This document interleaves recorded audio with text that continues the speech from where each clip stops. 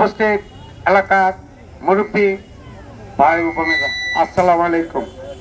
গত 28শে নভেম্বর রাত আনুমানিক 1টায় সাদ্দামকে ঘর থেকে দিলীপ গঙ্গা ডেকে নিয়ে তাকে হত্যা করে। আর এই হত্যার বিচারের দাবিতে আমরা এর আগেও বেশ কয়েকবার আমরা মানববন্ধন করেছি, মিছিল করেছি। আমরা ওসি সাহেবের কাছে গিয়েছি, আমাদের এলাকার নেতৃবৃন্দকে নিয়ে আমরা ওসি সাহেবের কাছে গিয়ে কথা বলছি।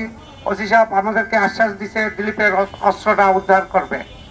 গত দুই টান, প্রথম 5 দিন, পরে 2 দিন দিলীপকে রিমান্ডে থানাতে এনে জামাই আদর করে, প্রশাসনের লোকজন জামাই আদর করে দিলীপকে আবার পুনরায় জেলে দিয়ে আসছে। এখন পর্যন্ত দিলীপের অবৈধ অস্ত্র উদ্ধার হয় নাই এবং বাকি আসামিদেরকে তাদেরকেও গ্রেফতার করা হয় নাই। আমরা প্রশাসনের কাছে বিনীতভাবে অনুরোধ করতেছি, আপনারা যদি পারেন দিলীপের অস্ত্রটা উদ্ধার করেন, আর না হয় মামলার তদন্তভার আপনারা ছেড়ে দিয়ে অন্য কোনো ডিপার্টমেন্টকে দিয়ে দেন। ওনারা দিলীপকে রিমান্ডে এনে দিলীপের অবৈধ অস্ত্র উদ্ধার করবে, বাকি আসামিদেরকে গ্রেফতার করবে।